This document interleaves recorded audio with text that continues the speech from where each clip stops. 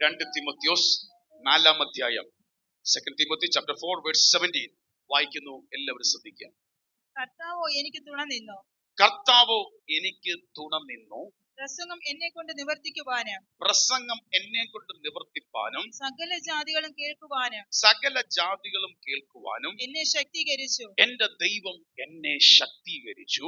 അങ്ങനെ ഞാൻ സിംഹത്തിന്റെ വായിൽ നിന്നും രക്ഷ പ്രാപിച്ചു. അങ്ങനെ ഞാൻ സിംഹത്തിന്റെ വായിൽ നിന്നും രക്ഷ പ്രാപിച്ചു. 3 വാക്കുകളാണ് ഇവിടെ നിൽക്കുന്നത്.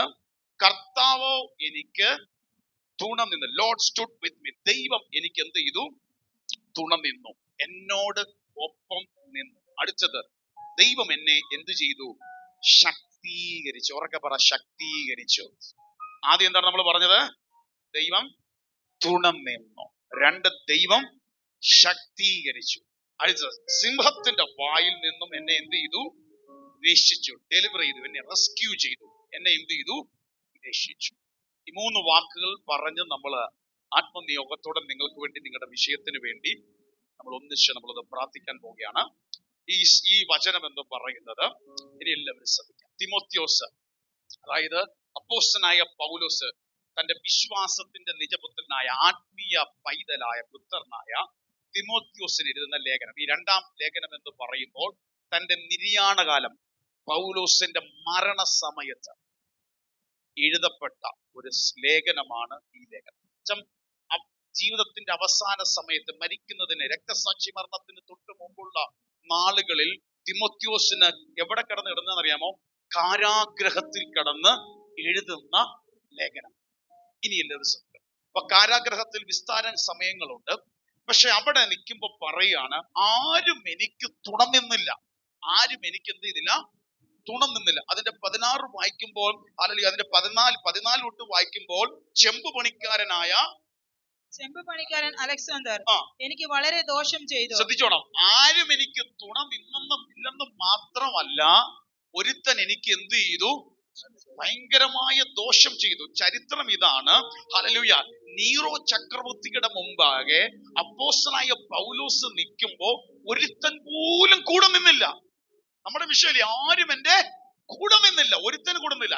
എന്നാൽ ഈ ചെമ്പ് പണിക്കനായ അലക്സാണ്ടർ എന്ത് ചെയ്യുന്നറിയാം? ഒരു പണിയും കൂടെ കൊടുത്തു, എതിരെ സാക്ഷ്യം പറഞ്ഞു. കാരണം ചരിത്രം പരിശോധിക്കുമ്പോൾ ഈ അലക്സാണ്ടർ ചെമ്പ് പണി എന്ന് പറഞ്ഞാൽ അർത്തിമീസ് ദേവിയുടെ, ഹല്ലേലൂയ, വിഗ്രഹം ഉണ്ടാക്കുന്ന പാരമ്പര്യമുള്ള മനുഷ്യനാണ്. ഈ പൗലോസിന്റെ ശുശ്രൂഷയും കാര്യങ്ങളൊക്കെ നിമിത്തം ആ മാർക്കറ്റ് ഇടിഞ്ഞു. അപ്പം അങ്ങനെ വിഗ്രഹം ഉണ്ടാക്കി ആ ചെമ്പ് പണിക്കാരനായി നിൽക്കുമ്പോൾ ആ മാർക്കറ്റ് ഇടിഞ്ഞു. സത്യദൈവത്തിലേക്ക് അനേകം തിരിഞ്ഞു. ഹല്ലേലൂയ. അതുകൊണ്ടാണ് ഈ ചെമ്പ് പണിക്കൻ അലക്സാണ്ടർ ഭയങ്കര ദോഷം ചെയ്തു. ഒന്നാതെ തനിക്ക് തുണയായി ആരും നിന്നില്ല. ഇവൻ നീറോ ചക്രവർത്തിയുടെ മുമ്പേക്ക് അപ്പോസ്തലനായ പൗലോസിന് എതിര് പറയാൻ ഇടവന്നു. ഹല്ലേലൂയ.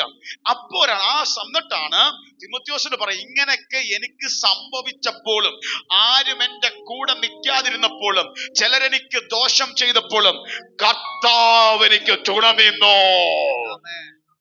ഹല്ലേലൂയ. ഇന്ന് പകൽ സകലരോടും ദൂത് പറയാ, ചിലർ നിന്റെ കൂടെ നിന്നില്ലാലും, ചിലർ നിനക്ക് ദോഷം ചെയ്താലും, നിനക്ക് തുണ നിൽക്കുന്ന, നിന്റെ കൂടെ നിൽക്കുന്ന ഒരു ദൈവമുണ്ടെന്ന് ദൈവാത്മാവ് ദൂത് പറയുന്നു. എന്നോടൊപ്പം നിന്നു. ഹല്ലേലൂയ. 8-ാം മാസത്തിലേക്ക് പ്രവേശിക്കുന്ന സഭാമക്കളോട് ഇന്ന് പകൽ ഇവിടെ വന്നിരിക്കുന്ന ഓരോരുത്തരെ തലേ തൊട്ട് ഞാൻ പ്രവചിക്കുന്നു. കർത്താവ് കൂടെ നിൽക്കുന്ന, കർത്താവ് തുണ നിൽക്കുന്ന ചില സീസൺ നിനക്ക് വേണ്ടി മാസങ്ങളെ ദൈവം ഒരുക്കും. വിശ്വസിക്കുന്നവർ കരങ്ങൾ അടിച്ച് ദൈവത്തിനെന്ന് മഹത്വം കരയറ്റിയേ. ഇവിടെ ഇരിക്കുന്ന ഓരോരുത്തരും ദൂത് പറയുന്നു, ഈ വരാൻ പോകുന്ന മാസങ്ങൾ കർത്താവ് നിനക്ക് തുണ നിൽക്കുന്ന പോലെ നീ സാക്ഷ്യം പറയാൻ പോകുക. The Lord stood with me. ദൈവം എന്റെ കൂടെ നിന്നു. Yes, yes, yes, yes, yes. നിന്റെ പ്രതിസന്ധിയിൽ, നിന്റെ വേദനയിൽ, നിന്റെ ഒറ്റപ്പെടൽ, നിന്റെ പരാജയത്തിൽ, നിന്റെ ശൂന്യതയിൽ,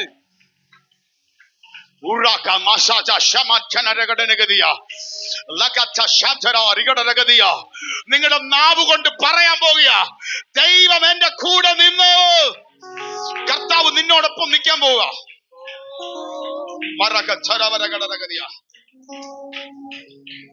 ഓ എന്നിട്ട് പറയാണ്, ശക്തമായൊരു ദൈവപ്രവൃത്തി കർത്താവ് ഇതിനകത്ത് ചെയ്യാൻ പോവാ. എന്നിട്ട് ആരും നിന്നില്ല. എന്നിട്ട് ദൈവം എന്നെ ശക്തീകരിച്ചത്.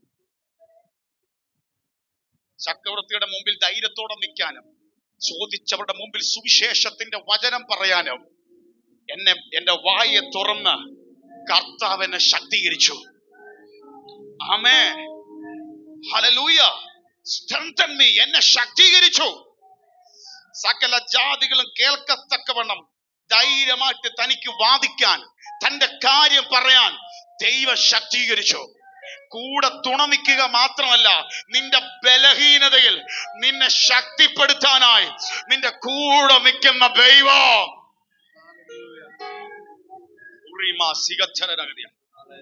അതിനൊരു ഗുണം കൂടെ കിട്ടി. 3, സിംഹത്തിന്റെ വായിലേക്ക് പോകേണ്ടതായിരുന്നു, അവിടുന്ന് എന്നെ ദൈവം രക്ഷിച്ചു. ചിലതൊക്കെ എന്നെ വിഴുങ്ങേണ്ടതായിരുന്നു, ചിലതൊക്കെ എന്നെ വലിച്ചു കീറേണ്ടതായിരുന്നു, പക്ഷെ ദൈവം എന്നെ രക്ഷിച്ചു. ഈ 8ാം മാസത്തിലേക്ക് പ്രവേശിക്കുമ്പോ ചിലരോട് ദൂത് പറയാ, അലറി അടുക്കുന്ന ഇരുട്ടിന്റെ പോരാട്ടങ്ങളിൽ നിന്നോ ദൈവം നിന്നെ രക്ഷിക്കോ, നിന്നെ ബലപ്പെടുത്തോ, ദൈവം നിനക്ക് തുണ നിൽക്കൂ. ഓ ശബലബലബലബല, കരമടിച്ച് കർത്താവിന് മഹത്വം കരറ്റിയേ.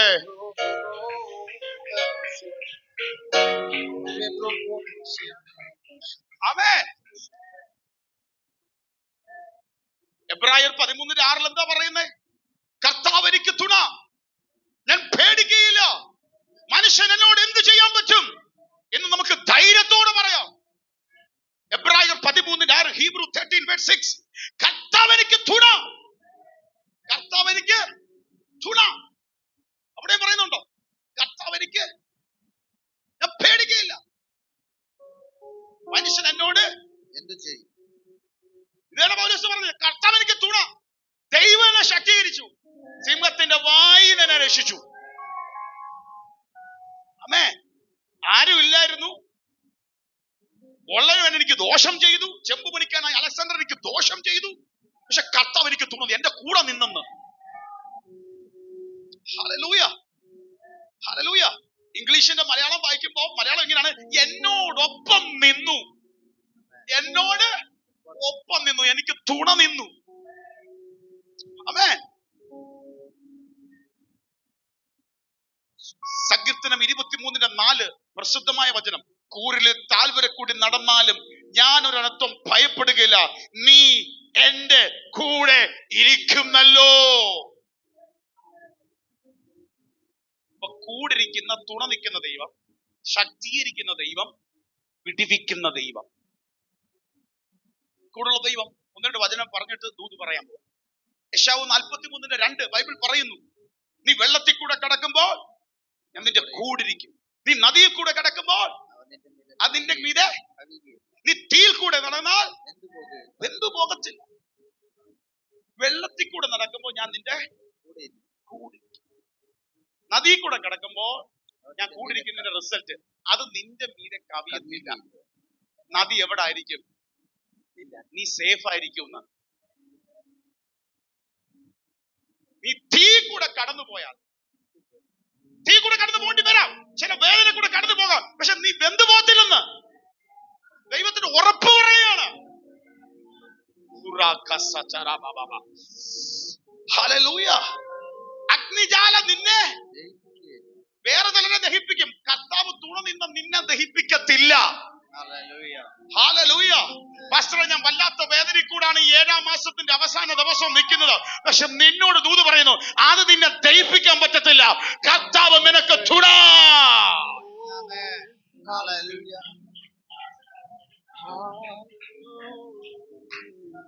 ഈ 7ാം മാസത്തിൽ 31-ാം തീയതി വരെ നമ്മൾ നിൽക്കാൻ കാരണം നമുക്ക് പ്രശ്നം ഇല്ലാത്തോണ്ടാണോ? ആണോ?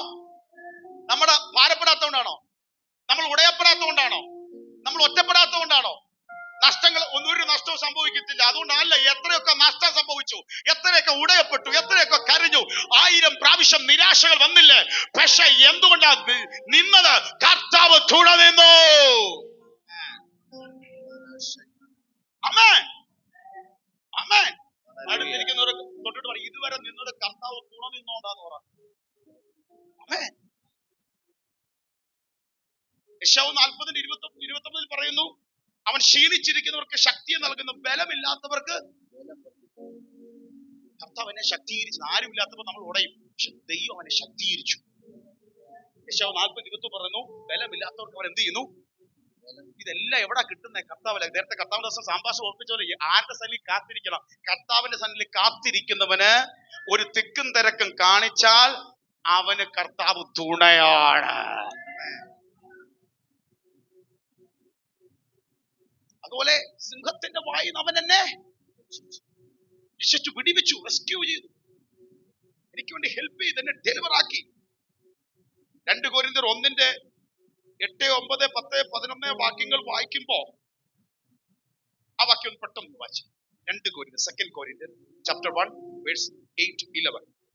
2 കൊരിന്ത്യർ 1-8 വാക്യം. സഹോദരന്മാരെ, ആസിയ ഞങ്ങൾക്കുണ്ടായ കഷ്ടം നിങ്ങൾ അറിയാതിരിക്കുവാൻ ഞങ്ങൾക്ക് മനസ്സില്ല. നിങ്ങൾ അറിയണം, ഞങ്ങൾക്കുണ്ടായ കഷ്ടം നിങ്ങൾ ഒന്നറിയണം. ജീവനോടിരിക്കുമോ എന്ന് നിരാശ തോന്നുമാറ് ഞങ്ങൾ ശക്തിക്ക് മീതെ അത്യന്തം ഭാരപ്പെട്ടു. അപ്പൊ എന്തോ തോന്നി? ഞങ്ങൾക്ക് എന്തോ തോന്നി? നിരാശ തോന്നി. ഞങ്ങൾക്ക് നിരാശ തോന്നി. അതെ, ഞങ്ങളിലല്ല, മരിച്ചവരെ ഉയർപ്പിക്കുന്ന ദൈവത്തിൽ തന്നെ ആശ്രയിക്കുവാൻ തക്കവണ്ണം ഞങ്ങൾ മരിക്കുമെന്ന് ഉള്ളിൽ നിർണയിക്കേണ്ടി വന്നു. ദൈവത്തിൽ അങ്ങ് എന്ത് ചെയ്തു? ആശ്രയിച്ചു. ഇനി 10, 11. ഇത്ര ഭയങ്കര മരണത്തിൽ നിന്നോ ദൈവം ഞങ്ങളെ വിടുവിച്ചു. ഒരു കാര്യം പറയാം, ഈ ദൈവത്തിൽ ആശ്രയിച്ചത് കൊണ്ട് ഇത്ര ഭയങ്കര മരണത്തിൽ നിന്നും ദൈവം ഞങ്ങളെ വിടുവിച്ചു. അടുത്തത് വിടുവിക്കുകയും ചെയ്യും. അവൻ മേലാലും വിടുവിക്കും. 3 കാര്യം. ഇന്നലകളിൽ ദൈവം എന്ത് ചെയ്തു? വിടുവിച്ചു. അടുത്തത് വീണ്ടും പറയുന്നത് വിടുവിക്കുകയും. ഇന്നെന്ത് ചെയ്യും? വിടുവിക്കും. മേലാലും, ഫ്യൂച്ചറിൽ, നാളെയും ചെയ്യും, വിടുവിക്കും. നമ്മുടെ ദൈവത്തിന്റെ ഇന്നലകളിൽ വിടുവിച്ചു, അവൻ ഇന്നും വിടുവിക്കും, അവൻ നാളെയും വിടുവിക്കും. എന്നിട്ട് വിടുവിക്കുകയും ചെയ്യും, മേലാലും വിടുവിക്കും എന്ന് ഞങ്ങൾ അവനിൽ ആശ വെച്ചുമിരിക്കുന്നു. 11 ഇവിടെ വായിച്ചേ. അതിന് നിങ്ങൾ ഞങ്ങൾക്ക് വേണ്ടിയുള്ള പ്രാർത്ഥനയിൽ തുണയ്ക്കുന്നുണ്ടല്ലോ. ഈ ദൈവം തുണ നിൽക്കാൻ കാരണം നിങ്ങളുടെ പ്രാർത്ഥന മതി, അത്രയും മതി. പ്രാർത്ഥിക്കുന്നവന് ദൈവം തുണയായി നൽകും. എല്ലാവരും ശ്രദ്ധിച്ചേ. പൗലോസ് പറയുന്നു, കർത്താവ് എനിക്ക് തുണ നിന്നു. എന്നെ ദൈവം എന്ത് ചെയ്തു? ശക്തീകരിച്ചു. സിംഹത്തിന്റെ വായിൽ നിന്ന് അവൻ എന്നെ എന്ത് ചെയ്തു? രക്ഷിച്ചു. ഹല്ലേലൂയ. ഇന്ന് പകൽ ഈ ദൂത് മുഴുവൻ ഏറ്റെടുത്തോണം. തുണ നിൽക്കേണ്ടിടത്ത് കർത്താവ് തുണ നിൽക്കും. നിന്നെ രക്ഷിക്കേണ്ടിടത്ത് കർത്താവ് രക്ഷിക്കും.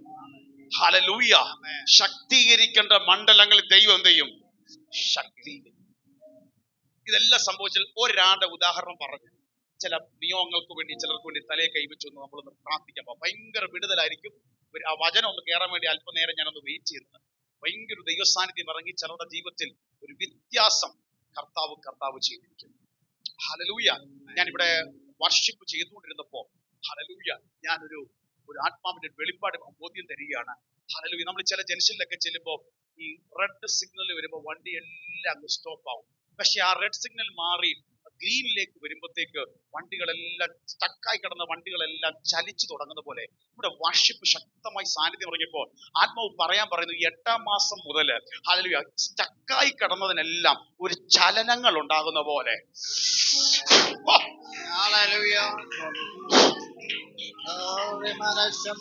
Receive it.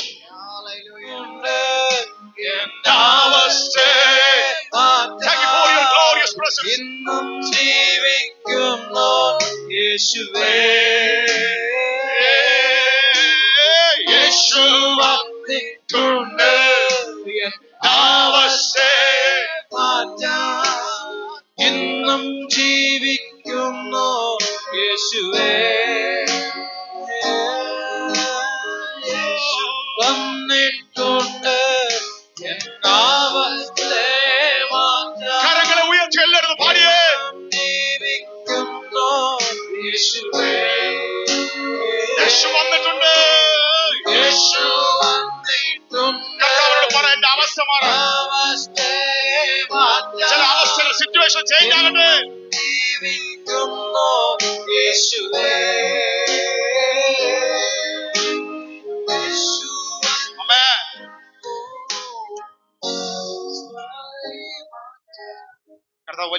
ഒന്ന് ചെയ്യും. നമ്മൾ പ്രയറിലോട്ട് കയറുമ്പോൾ ഒരേ ഒരു പറഞ്ഞ് ഒരു 5 മിനിറ്റ് ഒന്ന് പറഞ്ഞയുടെ ഉള്ളിലോട്ടൊന്ന് കയറണം. അതിനായി നിൽക്കുന്നത് ദൈവ സാന്നിധ്യം ഉണ്ട്. പക്ഷെ ആ ദൂത് അകത്ത് നിന്നാലേ പിടിക്കത്തുള്ളൂ. ഈ മീറ്റിംഗ് ഈ ദൈവ സാന്നിധ്യത്തിൽ നിൽക്കുമ്പോൾ ഒരു വിടുതലുണ്ട്. പക്ഷെ ഇത് കുറെ മിനിറ്റ് കഴിഞ്ഞ് ആശീർവാദം പറയും. എന്നിട്ട് ആ വിടുതൽ നിലനിൽക്കണമെങ്കിൽ ബൈബിൾ പറയുന്നുണ്ട്, ഞങ്ങൾ പ്രസംഗിച്ച വചനം നിങ്ങൾ സന്തോഷത്തോടെ എന്ത് ചെയ്തു? വിശ്വസിച്ച നിങ്ങളിൽ അതെന്ത് ചെയ്യുന്നു? വ്യാപരിക്കും. തെസ്സലോനിക്കക്കാരെ പറയുക, വിശ്വസിക്കുന്ന നിങ്ങളിൽ വർക്ക് ചെയ്യും. വീട്ടിൽ പോയാലും വിശ്വസിക്കുമ്പോൾ ഈ വചനം ഇട്ടത് കൊണ്ട് ഇത് വർക്ക് ചെയ്യും. അതിനുവേണ്ടി ഈ വചനം നിങ്ങളുടെ ഉള്ളിലോട്ട് കയറാൻ വേണ്ടി അല്പം ഒന്ന് വെയിറ്റ് ചെയ്യുന്നത്. ഈ ഫ്ലോയിൽ പ്രാർത്ഥിക്കാൻ നിയോഗത്തിലേക്ക് വരുവാണ്. പക്ഷെ ഈ ഉള്ളിലോട്ടൊന്ന് കയറി നമ്മൾ പ്രാർത്ഥിക്കുമ്പോൾ ഈ ദിവസങ്ങളിൽ ചില വിടുതലിനെ ദൈവം കാണും. നന്നായിട്ട് ഉറപ്പുണ്ട്. കഴിഞ്ഞ മണിക്കൂർ ശക്തമായി പ്രാർത്ഥിച്ചിട്ടാണ് ഇന്ന് പകൽ ഇതിന്റെ അകത്ത് നിൽക്കുന്നത്. കർത്താവിനോട് കർത്താവെ അടുത്തൊരു ദിവസത്തിലേക്ക്, അടുത്തൊരു മാസത്തിലേക്ക് കയറുമ്പോൾ ഈ വ്യക്തികൾക്കെല്ലാം ഒരു വിടുതൽ കർത്താവ് ചെയ്യണം. പ്രവൃത്തിയുടെ പുസ്തകം അപ്പോസ്തലപ്രവൃത്തി 7:11 വായിച്ചേ. അപ്പോസ്തലപ്രവൃത്തി 7:9-10 വായിച്ചോ. Acts chapter 7 verse 9 and 10. അപ്പോസ്തലപ്രവൃത്തി 7-ാം അധ്യായം 9-10 വാക്യങ്ങൾ വായിച്ചു. ഗോത്രപിതാക്കന്മാർ യോസഫിനോട് അസൂയപ്പെട്ടു അവനെ മിസ്രൈമിലേക്ക് വിറ്റുകളഞ്ഞു. എന്നാൽ ദൈവം അവനോട് കൂടെയിരുന്നു. സകല സങ്കടങ്ങളിൽ നിന്നും അവനെ വിടുവിച്ച് മിസ്രൈം രാജാവായ ഫറവോന്റെ മുൻപാകെ അവന് കൃപയും ജ്ഞാനവും കൊടുത്തു. അവൻ അവനെ മിസ്രൈമിന് തന്റെ സർവ്വഗൃഹത്തിനും അധിപതിയാക്കി വെച്ചു. സ്തെഫാനോസിന്റെ പ്രസംഗമാണ്. തന്റെ പ്രസംഗത്തിൽ താൻ പറയാണ്. 9:1 വായിച്ചേ. ഗോത്രപിതാക്കന്മാർ യോസഫിനോട് അസൂയപ്പെട്ട് ഗോത്രപിതാക്കന്മാർ ജോസഫ് എന്ന മനുഷ്യനോട് അസൂയപ്പെട്ട് അവനെ മിസ്രൈമിലേക്ക് വിറ്റുകളഞ്ഞു. മിസ്രൈമിലേക്ക് എന്ത് ചെയ്തു? വിറ്റുകളഞ്ഞു. എന്നാൽ ദൈവം അവനോട് കൂടെയിരുന്നു. അവന്റെ കൂടെ ഇരുന്ന് സകല സങ്കടങ്ങളിൽ നിന്നും അവനെ വിടുവിച്ചു. സകല കൂടെ ആരുമില്ലായിരുന്നു, കൂടെ ഇരുന്നു വിടുവിച്ചു. മിസ്രൈം രാജാവായ ഫറവോന്റെ മുൻപാകെ അവന് കൃപയും ജ്ഞാനവും കൊടുത്തു. ശക്തി കൊടുത്ത പോലെ കൃപയും ജ്ഞാനവും കൊടുത്ത് അവൻ അവനെ മിസ്രൈമിന് തന്റെ സർവ്വഗ്രഹത്തിനും അധിപതിയാക്കി വെച്ചു. സർവഗ്രഹത്തിനും അധിപതിയാക്കി വെച്ചു. ഒന്ന് ശ്രദ്ധിച്ചേ. ഹല്ലേലൂയ. തെസ്സലോനിക്ക ഹല്ലേലൂയ. ഉൽപ്പത്തി പുസ്തകം എടുത്തേ. ഈ സംഭവം നമുക്കൊന്ന് കാണാം. 37-ാം അധ്യായം എടുത്തേ. 37-ാം അധ്യായം എല്ലാവരും എടുത്തേ.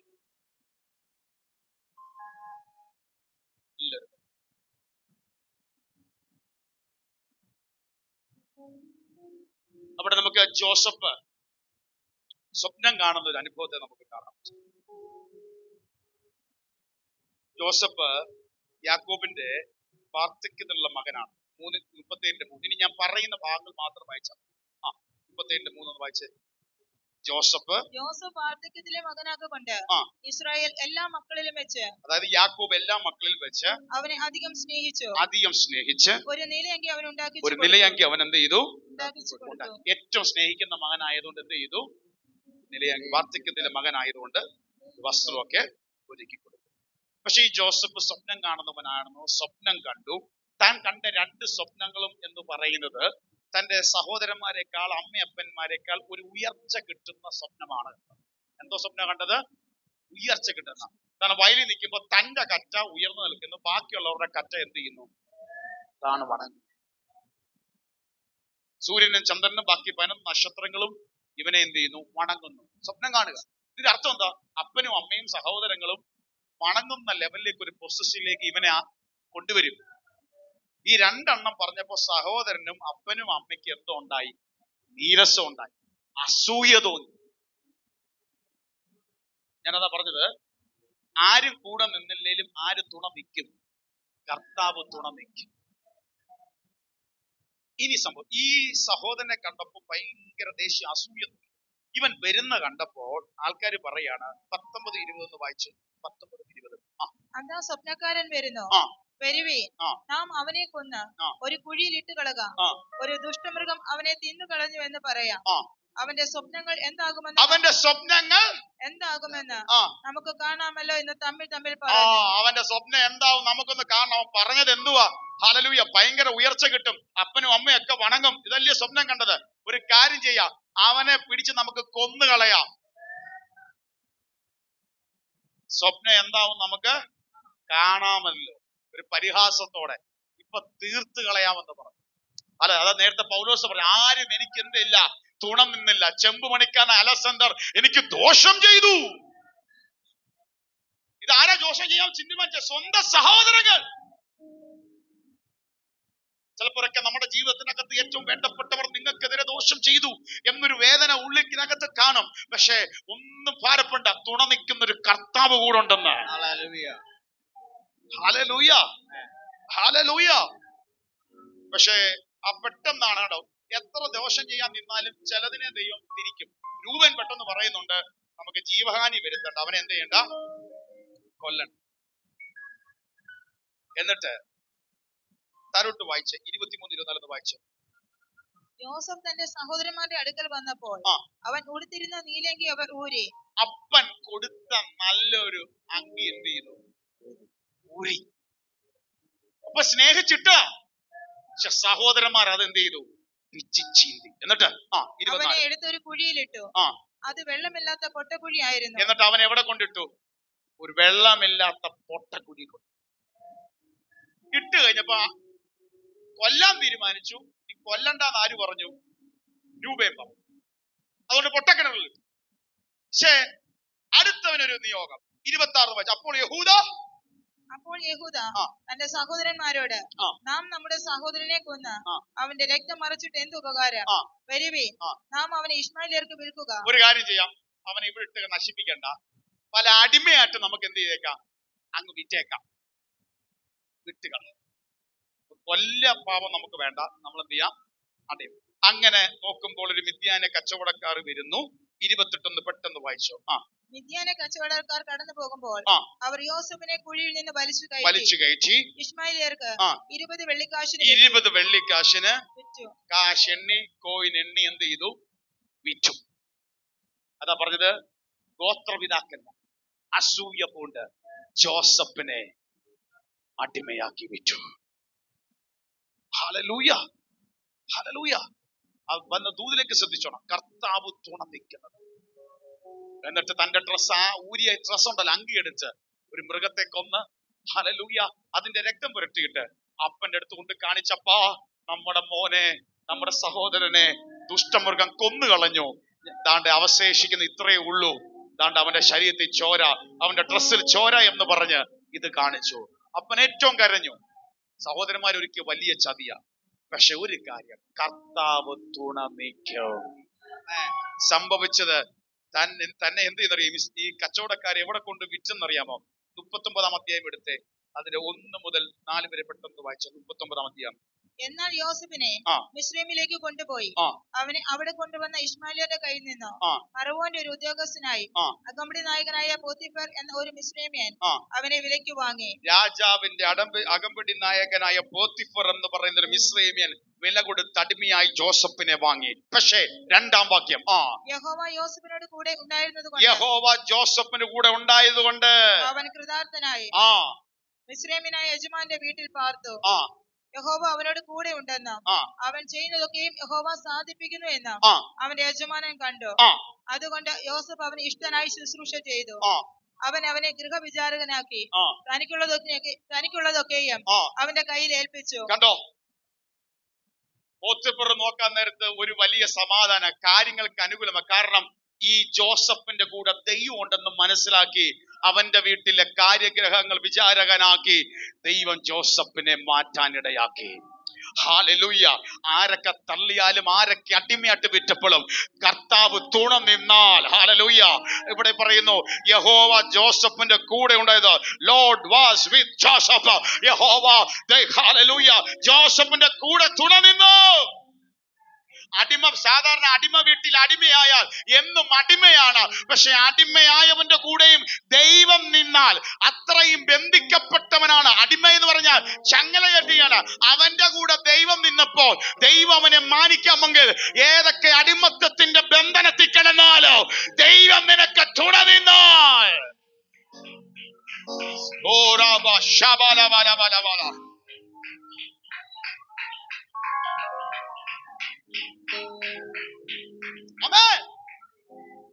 ശ്രദ്ധിച്ചേ.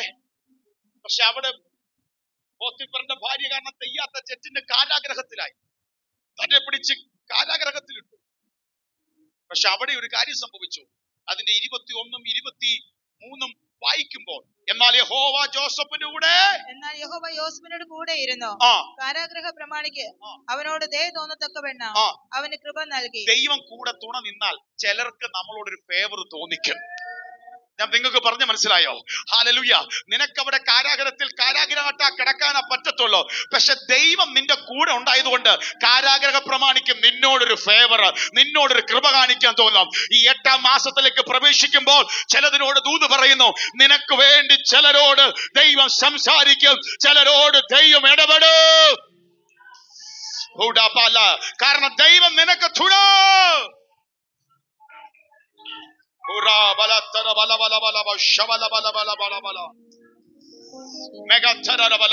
കരമടിച്ച് കർത്താവിന്റെ മകത്തങ്കരേറ്റ് കർത്താവ് ചിലതിന് തുണ നിൽക്കാൻ പോകുകയാണ്.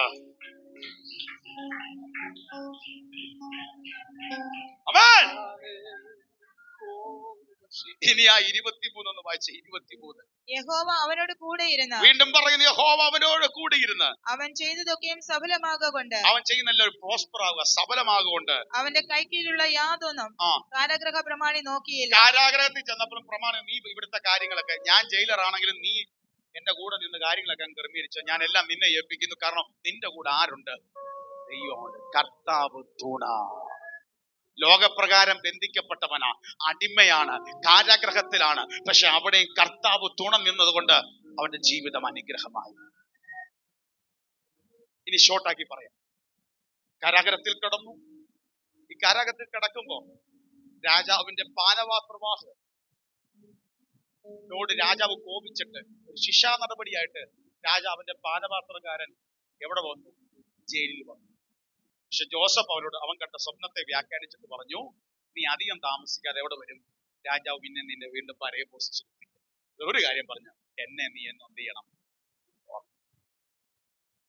ദൂത് പറഞ്ഞവന് ദൂത് കിട്ടി, അവൻ വീണ്ടും പഴയ പോലെ. പക്ഷേ പാനപാത്രഭാഗൻ ആരെയും മറന്നു? ജോസഫിനെ. എന്താ പറഞ്ഞ? ആര് മറന്നാലും, ആര് തുണ നിന്നില്ലേലും കർത്താവ് നിനക്ക് തുണ. പാനപാത്രവാഹൻ മറന്നാലും ദൈവം മറക്കത്തില്ല. സ്വപ്നം കൊടുത്ത ദൈവം മറന്നില്ല. ദൈവം നോക്കാൻ നേരത്തിന് ഒരു രക്ഷയുള്ളൂ. ഇവന്റെ സ്വപ്നം നടക്കണമെങ്കിൽ അപ്പുറത്ത് വേറൊരുത്തിന് വേറൊരു സ്വപ്നം കൊടുത്തേ പറ്റൂ. രാജാവിന് തന്നെ അങ്ങ് സ്വപ്നം കൊടുത്തു. ഹല്ലേലൂയ. ചിലതൊക്കെ നമ്മുടെ മുമ്പിൽ ആഗ്രഹിച്ചിട്ടും അടങ്ങിയത് എന്തിനാണെന്നറിയാമോ?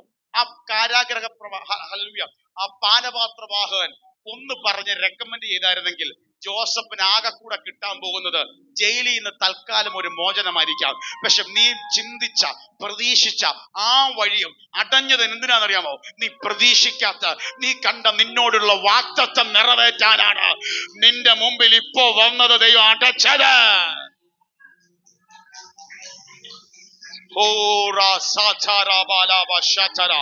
ആരോടോ ശക്തമായി ദൈവം ഇടപെടുന്നു. നിന്നോടുള്ള ദൈവത്തിന്റെ വാഗ്ദത്തം, നീ കണ്ട ദൈവത്തിന്റെ സ്വപ്നം നിറവേറ്റാനാണ് ചില വാതിൽ ദൈവം അടച്ചത്.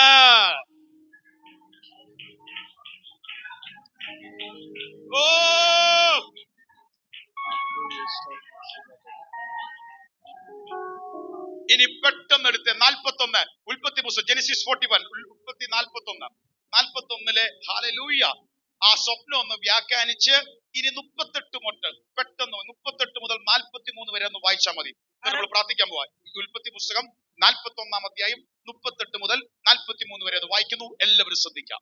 ഫറവോൻ തന്റെ ഭൃത്യന്മാരോട്, എല്ലാവരും വാക്യം ശ്രദ്ധിച്ചോടെ, ദൈവാത്മാവുള്ള ഈ മനുഷ്യനെ പോലെ ഒരുത്തനെ കണ്ടുകിട്ടുമോ എന്ന് പറഞ്ഞു.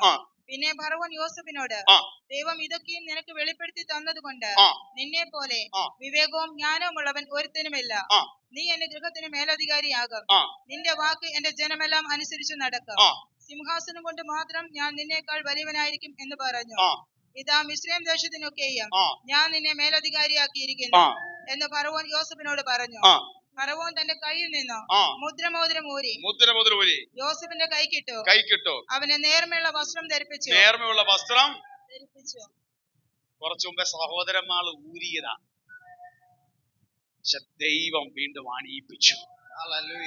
നിന്റെ ജീവിതത്തിൽ കഴിഞ്ഞ നാളുകളിൽ നിനക്ക് നഷ്ടപ്പെട്ടത്, ശത്രു അപഹരിച്ചത്, നിന്നീന്ന് തട്ടിക്കൊണ്ടുപോയത് ദൈവം നിനക്ക് തുണ നിന്ന അത് തിരിച്ചു വരുന്നൊരു സമയമുണ്ട്.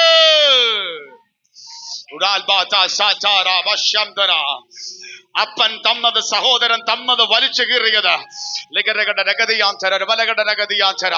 സ്വർഗത്തിലെ അപ്പം നിനക്ക് അണിയിക്കുന്നൊരു സമയമുണ്ട്.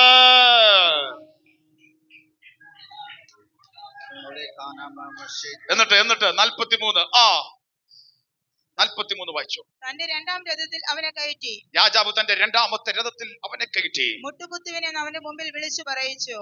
ഇങ്ങനെ അവനെ മിസ്രയീം ദേശത്തിനൊക്കെയും മേലധികാരിയാക്കി. ഹല്ലേലൂയ. അവന്റെ മുമ്പിൽ മുട്ടുകുത്തുവിൻ എന്ന് പറഞ്ഞ് ദേശത്തിന്റെ അധികാരിയാക്കി വെച്ചു. കർത്താവ് തുണനിന്നു. ഹല്ലേലൂയ. ആരൊക്കെ മുട്ടുമടക്കാൻ ശ്രമിച്ചോ അവരൊക്കെ ഇവന്റെ മുമ്പിൽ ലാസ്റ്റ് മുട്ടുമടങ്ങുന്നത് നമുക്ക് കാണാൻ സാധിച്ചു. ഇന്ന് പകൽ പൗലോസ് പറയുന്നു, ആരൊക്കെ എന്നെ സഹായിക്കാൻ നിന്നില്ലേലോ കർത്താവ് എനിക്ക് തുണനിന്ന് എന്നെ കർത്താവ് അനുഗ്രഹിച്ചു. യേശുവിന്റെ നാമത്തിൽ